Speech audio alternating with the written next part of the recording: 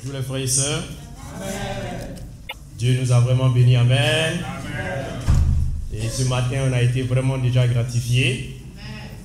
Alors, lorsque le directeur Apia prêchait, et puis je me suis dit, ah, voilà quelqu'un qui va partir bientôt. Franchement, ça sera l'un de nos piliers. Hein? Donc, nos diacres, vous voyez, hein? Voilà, vraiment. Je ne sais pas comment on va remédier à tout ça. Et puis, comment est-ce qu'on pourra faire, puisque notre chanteur principal aussi va aussi partir. Hein? Voilà, donc, eux tous veulent aller sur Yopougon. On ne sait pas qu'est-ce qu'il y a sur Yopougon là-bas. Ils ne peuvent pas laisser à Trècheville, à cause de maison. D'accord. Amen. Voilà, donc, le vœu de notre diacre Péni a été exaucé. Notre frère Alexandre vient d'arriver, il est là.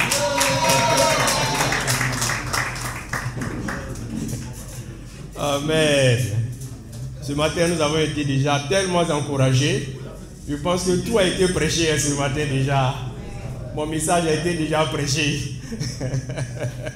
Puisque le thème du message de ce matin, c'est bilan et gratitude. Amen. Oh, déjà, tous les bilans ont été faits. La reconnaissance a été déjà prêchée. Voilà, tout ce que je vais faire, c'est ne serait-ce que de répéter juste un peu ce que mes frères ont déjà dit d'avance. Amen. Donc, baissons la tête et puis prions. Pour confier ce moment entre les mains de Dieu. Père, merci. Tu es adorable. Tu es admirable. Tu es bon. Tu es beau. Tu es bienveillant. Comme tu le dis, tu es le Père céleste. Tu es dans les lieux élevés. Tu es le Dieu doux. Et c'est toi qui répands tes dons. Et tes dons sont parfaits. Tu es éclatant de lumière. Tu es extraordinaire. Tu es Emmanuel, celui qui est avec nous en permanence. Tu es fidèle. Tu es fidèle. Quand nous sommes infidèles, toi tu es fidèle. Tu es formidable. Tu es fantastique. Tu es notre forteresse. Tu es glorieux. Tu es grand. Et tu répands ta grâce indéfiniment. Ta grâce ne s'épuise jamais. Tu es notre haute retraite. Tu es incomparable. Seigneur, tu es un Dieu juste. Mais dans ta justice, et même dans ton jugement, tu privilégies ton amour. Tu es le kinésithérapeute de notre âme. Lorsque nous sommes abattus, c'est toi qui nous fais remonter, Seigneur. Tu es notre lumière. Tu éclaires le chemin. Tu es merveilleux. Tu es majestueux. Tu es miséricordieux. Tu es magnifique. Tu es le Dieu des nouveaux départs. L'or et l'argent t'appartiennent. Tu es plein de patience. Tu es pur. Tu es un vrai Père. Et tu es parfait dans tout ce que tu fais. Tu es là au quotidien avec nous. Et tu fais souffler les quatre vents dans les quatre horizons de la terre pour nous diriger et pour nous conduire. Tu es notre rocher sur lequel nous pouvons nous appuyer. Tu es notre refuge. Et c'est toi qui restitues tout ce que l'ennemi nous a volé. Papa, tu es splendide. Tu es saint. Tu es notre sauveur. Tu es tendre. Tu es le tout-puissant. Tu es le très haut. Tu es unique. Tu es la vie. Et tu es la résurrection. Tu es la vérité. Tu es celui qui nous permet de dire waouh dans notre vie, Seigneur. Tu es Yahvé. Tu conduis nos yeux. Tu es le zéphyr de notre cœur, Seigneur. Merci. Merci pour ta grâce. Merci pour cette fin d'année que tu nous permets de voir. Merci parce que ce matin, nous sommes ici assis, vivants, au meilleur endroit possible. Glorifie ton nom ce matin. Au nom de Jésus, nous t'avons prié. Amen. Amen. C'est en même temps l'heure de mes bilans, parce que cette année, j'ai réussi à attribuer les 26 lettres de l'alphabet. Ça c'était l'un de mes défis. comment attribuer à Dieu les 26 lettres de l'alphabet dans ma prière. Amen. Et ce matin, je l'ai fait de A jusqu'à Z. Amen. C'était difficile avec le X. Comment trouver un attribut pour Dieu avec le X? Mais il y avait un mot qui était là et qui était même dans le dictionnaire biblique. C'était Zénodoshi. Alors, ça veut dire quoi, Zénodoshi? Ça veut dire celui qui prend soin de l'étranger. Amen. Donc Dieu prend soin de nous qui étions étrangers à lui. Amen. Et il a fait de nous désormais ses enfants. Amen. Donc c'est une grâce extraordinaire. Alors donc comme je disais ce matin, je ne veux pas être très long parce que voilà, tout a été déjà dit. Amen. Ce matin c'est le bilan et la gratitude. Bilan et gratitude. Amen. Luc chapitre 10, du verset 17 au verset 20. Donc nous sommes vers la fin de l'année, c'est notre dernier culte comme mes prédécesseurs l'ont déjà dit. Dieu nous a bénis, nous sommes là ce matin, nous allons avoir la perspective pour l'année suivante. Mais comme nous le savons tous, en fin d'année, c'est toujours l'heure du bilan. Amen. Luc chapitre 10, du verset 17 au verset 20. Les 70 revinrent avec joie, disant, Seigneur, les démons même nous sont soumis en ton nom. Jésus leur dit, je voyais Satan tomber du ciel comme un éclair. Voici, je vous ai donné le pouvoir de marcher sur les serpents et les scorpions, et sur toute la puissance de l'ennemi, et rien ne pourra vous nuire. Cependant, ne vous réjouissez pas de ce que les esprits vous sont soumis, mais réjouissez-vous de ce que vos noms sont écrits dans les cieux. Amen. Amen. Donc voici les 70 disciples qui étaient avec Jésus, qui ont été envoyés par Jésus. Ils ont été envoyés donc en mission pour accomplir des miracles, pour annoncer la parole de Dieu, évangéliser en quelque sorte. Et après ce lourd travail, ils reviennent à Jésus pour faire leur bilan. Amen. Ils reviennent pour faire le bilan et ils sont tous joyeux, comme le passage le dit. Voilà, parce que des choses extraordinaires ont eu lieu pour la mission qui leur a été confiée. D'accord? Ils étaient contents de tout ce qu'ils ont pu faire sur la terre. Ils étaient contents de tout ce qu'ils ont pu accomplir. Et ce qui est intéressant, ils ont fait leur bilan devant le Seigneur. Amen. Et quand ils ont fini de faire leur bilan devant le Seigneur aussi les a repris. Vous dites, c'est bien. J'ai prié même pour vous. J'étais avec vous dans tout ça. Mais ce n'est pas pour ça que vous devez être extrêmement joyeux. La seule chose pour laquelle vous devez être vraiment joyeux, c'est parce qu'il y a votre nom dans les cieux. Amen. Amen. Et ça, c'était le point le plus culminant, le plus important pour Dieu de notre bilan. Amen. Et donc, dans notre bilan pour Dieu, la chose capitale, c'est notre relation avec lui. Amen. Amen. Notre relation avec Dieu. C'est vrai que chacun, en interne, va s'asseoir, il va se dire, cette année, qu'est-ce que j'ai eu en bien? Et il peut y avoir beaucoup de sujets de joie. Et ça, je m'en réjouis. Qu'il en soit ainsi. Amen. Amen. Voilà. Peut-être que cette année, tu as eu un nouveau travail. Super. D'accord? Cette année, tu as eu de nouvelles amitiés. Cette année, tu as pu déménager. Cette année, on est rentré en amitié spéciale. Amen.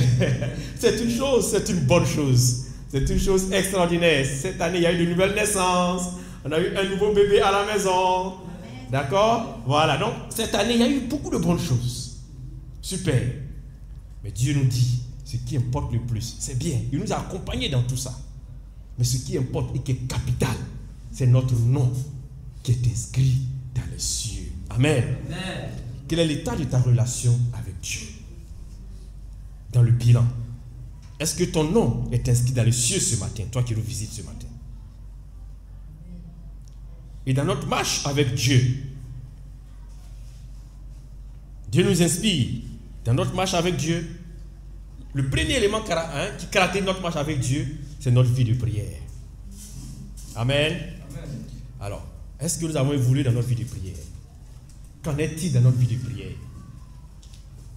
Si avant j'avais du mal à prier, vers fin 2024, qu'est-ce qui s'est passé? Est-ce que désormais je suis un homme de prière ou une femme de prière? Combien de temps je passe dans la présence de Dieu?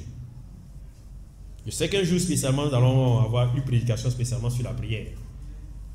Parce que c'est tellement capital. C'est au centre de tout ce que nous faisons. Au centre de tout.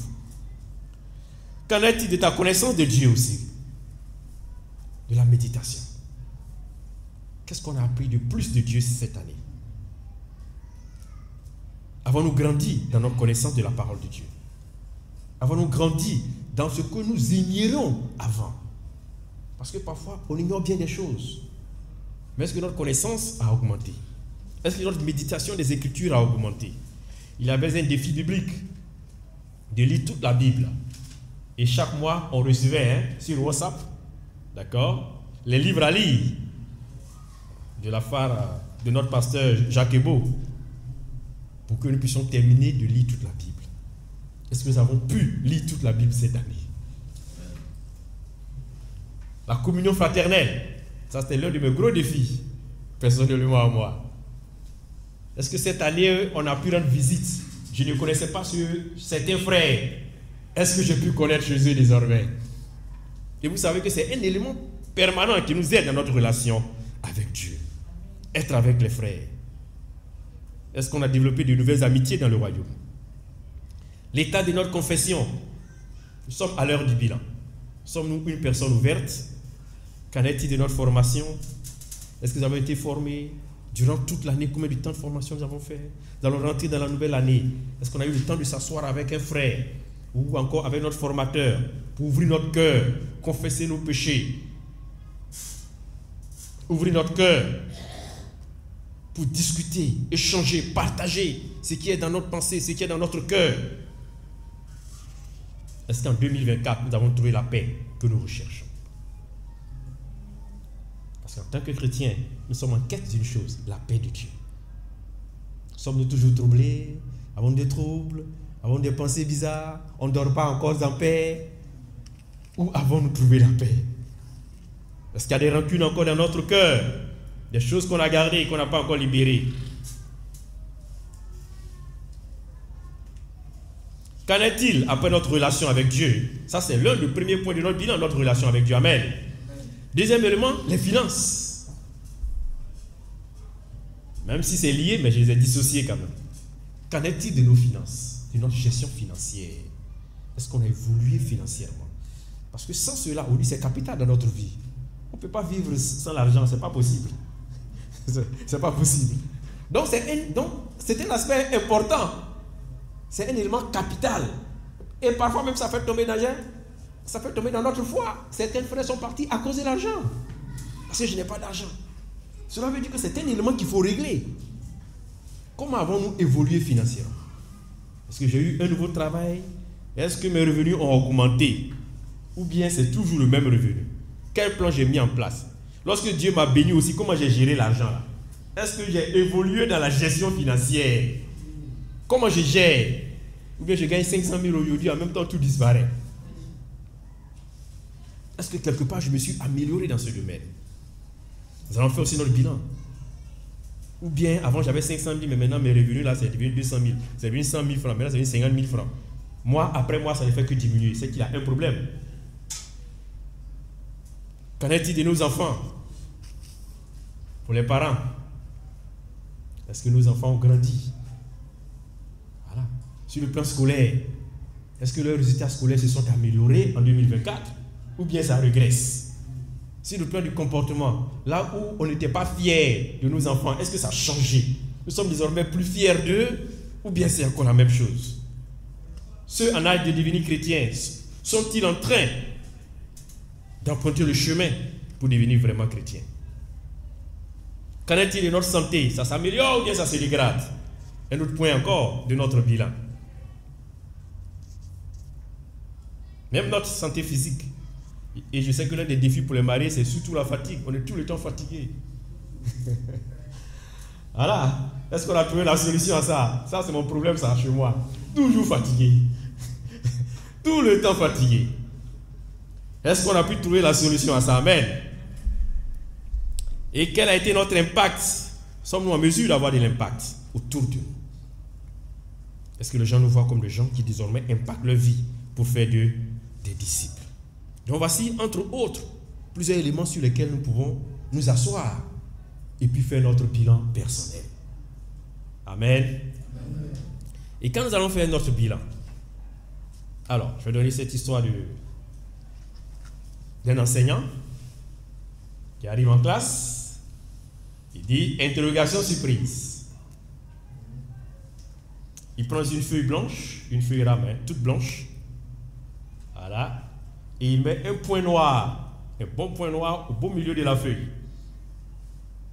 D'accord? Et il partage. Il en a fait plusieurs copies. Et il partage les feuilles à ses élèves, à ses étudiants. Et il leur pose une seule question. Dites-moi ce que vous voyez sur la feuille que je vous ai partagée. Dites-moi ce que vous voyez sur la feuille que je vous ai partagée.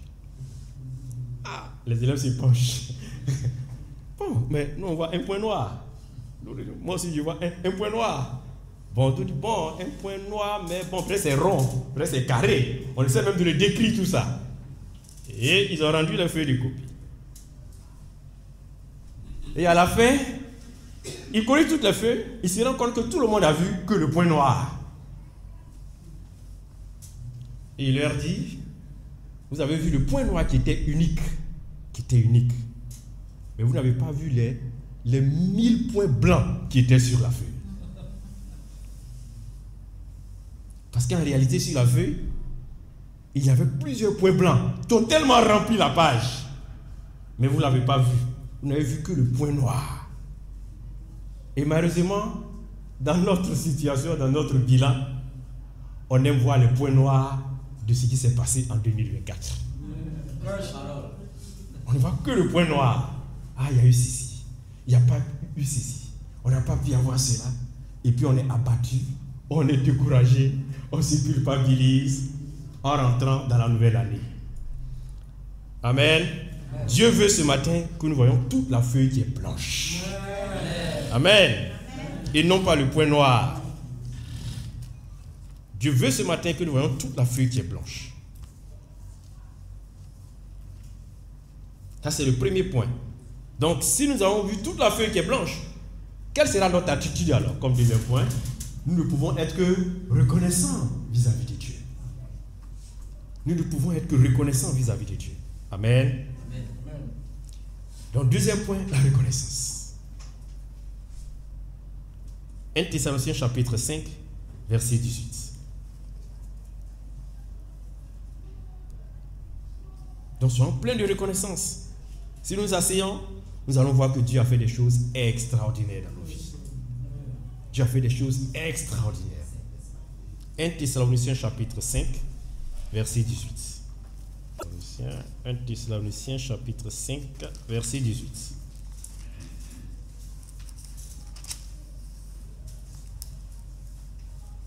Rendez grâce en toutes choses, car c'est à votre égard la volonté de Dieu en Jésus-Christ. Amen. Dieu veut que nous rendions grâce. Et rendre grâce, ça veut simplement dire être reconnaissant. Dieu veut que nous lui disions merci. Et il dit rendez grâce en toutes choses. En toutes choses. Et comme l'avons déjà vu dans l'un de nos messages, tout est grâce, n'est-ce pas? Tout est grâce. La vie même que nous savons ce matin est la grâce de Dieu. Le fait de pouvoir nous tenir debout est la grâce de Dieu. Amen. Nous n'avons rien fait pour avoir notre nom écrit dans les cieux. La vie éternelle est une grâce de Dieu. Et nous devons déjà danser pour ça. On ne doit pas être fatigué d'être reconnaissant pour la vie éternelle. On n'a pas dit, bon, j'ai déjà dit merci à Dieu pour ça, c'est fini, passons à autre chose. Non. Tout le temps, on doit lui dire merci. Amen. Amen. Et Dieu est avec nous. Pas plus que cette semaine, nous avons appris cet accident de bus. Ceux qui étaient dans le bus, ce n'est pas eux les chauffeurs. Ils n'ont rien fait. Ils sont juste montés dans un bus et voici que 2 chauffeurs vont faire un accident et c'est eux les victimes. Tu as eu la victime. Dieu nous protège. Ça, c'est une grâce. Et on doit être reconnaissant pour la protection de Dieu. Amen. On doit être reconnaissant pour la protection de Dieu. Et quelle que soit ta position actuelle, tu dois être pleinement reconnaissant. Amen. Amen. Tu dois être reconnaissant. Le fait même d'être assis dans cette salle, tu n'es pas dehors dans un caniveau saoulé, mais tu es là, assis dans cette salle. Tu as été capable de dire, je me lève, je m'en vais rendre un culte à Dieu. C'est une grâce. C'est une grâce. Amen. Donc on doit positiver. Amen. Dans notre bilan, nous allons positiver. On doit être pleinement positif. Et Dieu nous appelle toujours à continuer dans la fidélité. Amen. Psaume 84, versets 6 à 8. Psaume 84, versets 6 à 8. Donc par rapport à tout ça, quelle doit être notre attitude pour affronter 2025? Après avoir fait le bilan, on va voir où ça n'a pas marché, où ça doit marcher. Qu'est-ce qu'il faut faire? On va s'améliorer. Et ça, franchement, c'est personnel. Amen. Psaume 84, versets 6 à 8. Heureux ceux qui placent en toi leur appui. Ils trouvent dans leur cœur des chemins tout tracés. Lorsqu'ils traversent la vallée de Baca, ils la transforment en un lieu plein de sources. Et la pluie la couvre aussi de bénédictions. Leur force augmente pendant la marche et ils se présentent devant Dieu à Sion. Amen. Amen. On dit heureux ceux qui placent en toi leur appui. Ils trouvent dans leur cœur des chemins tout tracés. Amen. Donc, à l'étape du bilan, notre appui doit être placé en qui? En Dieu. Notre confiance doit être placée en Dieu. Et quand tu places ta confiance en Dieu, le passage dit très bien, lorsqu'il traverse la vallée de Baca, alors, peu importe ce que Baca veut dire, ce qui est sûr, c'est une vallée. On sait que la vallée, c'est le trou. Voilà. La vallée a toujours symbolisé les temps difficiles dans les Écritures. Peu importe.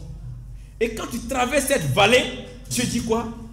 Lorsqu'il traverse la vallée de Baca, il la transforme en un lieu plein de sources.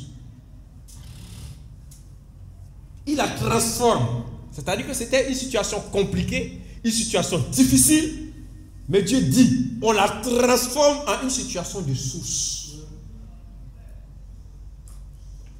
Ce qui était la faiblesse doit devenir ta force. Amen. Ce qui était ton handicap doit devenir un élément de force pour toi. Et quand toi-même, c'est toi-même qui transformes, c'est pas Dieu. La Bible dit clairement, lorsqu'il traverse la vallée de Baca, il la transforme. On n'a pas dit Dieu la transforme. Il la transforme. Un chrétien doit être un guerrier. Amen. Et quand tu passes par des moments difficiles, ce n'est pas le moment d'être nonchalant. Tu vas faire ton bilan, tu vas te dire, bon, je n'ai pas eu ceci, cela, donc tu vas pleurnicher, ou bien tu vas te culpabiliser, ou bien tu vas retourner en arrière. Ah non. Tu dois transformer cette situation-là. Et ça vient de ta détermination. Ça vient de ta âme. Ça vient de toi-même. C'est ton cœur. Tu dois refuser ce que tu n'as pas aimé en 2024. Et prendre les taureaux par les cornes. Amen. Et l'affronter. Et c'est seulement quand tu fais ça. Regardez le passage qui suit, toujours dans le même verset, au verset 7. Et la pluie la couvre aussi de bénédictions. Amen. Donc c'est quand toi-même tu es résolu, tu as pris des résolutions par rapport à ce qui n'a pas marché. Dieu dit qu'il apporte quoi? La pluie. C'est là maintenant Dieu lui rentre en action et dit, ah, mon fils est décidé. Je vais lui montrer que je suis avec lui. J'apporte maintenant la pluie. Et la pluie de Dieu vient arroser ce que toi tu as entrepris de faire. Notre diacre a partagé sa victoire pour le flanc de reconnaissance. Amen. Parce que tout le monde a eu la victoire. Si nous n'avons pas eu la victoire, quelle doit être notre attitude? C'est de nous battre toujours. C'est de ne pas de dire, ah bon, moi j'ai pas eu la victoire, c'est que lui a fait là même, je ne suis plus dedans. Donc je me retourne. Voilà. Ou bien tu es tellement défaitiste que tu vas te faire du mal encore toi-même. Et puis tu as le moral bas durant toute l'année 2025 qui va commencer. Janvier, février, tu es bizarre, tu es timoré, les gens dansent, bon, dans ton cœur dit, bon moi je n'ai pas pu faire aussi, donc je ne vais pas danser. Donc je ne vais pas me réjouir aussi. Ah non, c'est pas la réaction que Dieu attend. Amen. Dieu attend que tu continues à transformer cette situation qui peut être désastreuse, mais en une situation victorieuse. Amen. Nous marchons par la foi et non par la vue. Donc leur force augmente pendant la marche. Et ils se présentent devant Dieu à Sion. Pendant que nous marchons, notre force doit augmenter. Notre force doit augmenter. Partout où l'on parle de force, notre force doit augmenter. Notre force financière doit augmenter. Notre force spirituelle doit augmenter. Notre force physique doit augmenter. Amen. Amen. Et c'est avec ça que nous allons passer en 2025. Une fois qu'on a fait le bilan, nous allons mettre en place les perspectives, les nouveaux objectifs. Qu'est-ce que j'ai atteint comme objectif? Qu'est-ce que je n'ai pas pu atteindre? Et c'est lancer vers cela. Amen. Et dans cela, Dieu nous appelle à être fidèles. Dieu nous appelle à être entièrement fidèles. Et pour clore, je vais donner l'exemple de deux enfants. Dans une famille avec deux enfants, il y avait un qui était toujours positif et un autre qui était toujours négatif. Quel que soit ce qu'on fait, il est négatif. Il va toujours se plaindre. Pendant que l'autre, il est toujours agréable, il est toujours gai, il est toujours joyeux, peu importe ce qui se passe. Donc, les parents sont allés voir un psychologue. Il dit, vraiment, l'autre là, il est toujours négatif. On ne sait pas qu'est-ce qu'on va faire. À cause de lui, on est toujours triste à la maison. Parce qu'il est toujours nerveux et il est toujours décourageant. Quel que soit ce qu'on va lui donner, il va se plaindre. Et l'autre aussi, vraiment, sa joie là, ça nous fait peur. Il ne se fâche jamais. Il est toujours joyeux, au point même qu'on a peur nous-mêmes. Alors, qu'est-ce qu'il faut faire? Le psychologue leur dit, bon, l'enfant qui est toujours triste là, voilà ce que vous allez faire. C'est la fin d'année. Payez toutes sortes de cadeaux. Toutes sortes de cadeaux que vous voulez. Toutes sortes, hein. Tout type. Là, au moins, il va pouvoir choisir entre les cadeaux ce qui lui plaît. Ne prenez pas juste un groupe, toutes sortes de cadeaux. C'est ce que les parents ont décidé donc de faire. Par contre, pour celui qui est toujours joyeux, cette fois-ci là, faites-lui une mauvaise surprise. Voilà. Prenez caca des bœufs, emballez ça, et puis venez déposer ça devant lui au moment de manger, vous allez voir. Forcément, au moins pour cette fois-ci là, il ne va pas se réjouir. Donc, c'est ce que les parents ont décidé de faire. Ils arrivent à la maison, ils ont acheté toutes sortes de cadeaux. Pour celui qui est toujours négatif, on appelle l'enfant dans la chambre. On ouvre la chambre comme surprise. On lui dit, ah, voici tous les cadeaux. Cette fois-ci, c'est pour toi tout ça. Il regarde les cadeaux, il s'arrête un instant. Et puis il dit, mais bon, mais tout ça là, je vais mettre ça où? Comment je vais faire pour surveiller tout ça là? Ça fait trop de cadeaux. Les parents disent, ils ont attrapé leur tête encore. Ça veut dire que dans ça là, lui il a trouvé encore le moyen de se plaindre. Il a estimé que trop de cadeaux va faire qu'il doit surveiller encore tous ces cadeaux-là. Hélas, il n'a pas pu se réjouir à cause de sa plainte. Il dit, bon, ça là, on a échoué. On espère que l'autre mois, ça va marcher. Au moment de manger, ils envoient, comme je l'ai dit là, les cacas des bœufs, carrément. Ils le déposent devant l'enfant, qui est toujours positif. L'enfant, il l'ouvre, il voit ça. Il dit, waouh, ça, je suis sûr que le fromage n'est pas loin. Parce que c'est avec quelqu'un de Dieu. Parce que c'est avec eux. C'est avec ça que l'on fait le fromage. Oui, son esprit est tellement positif que quelle que soit la situation qui est devant lui, lui voit toujours un aspect positif devant lui. Amen. Amen. Et donc ça dépend de nous.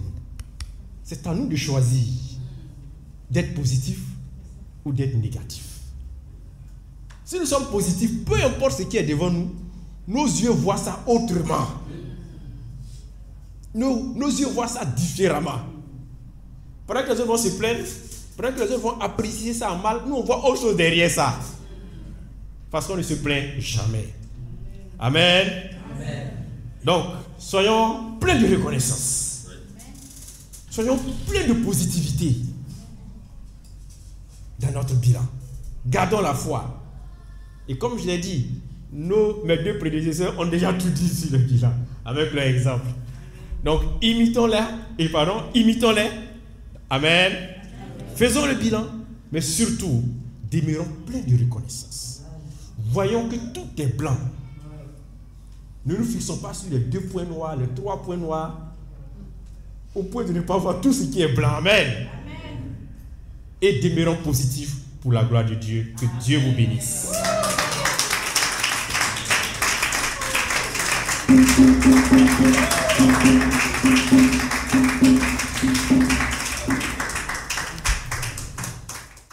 Somebody's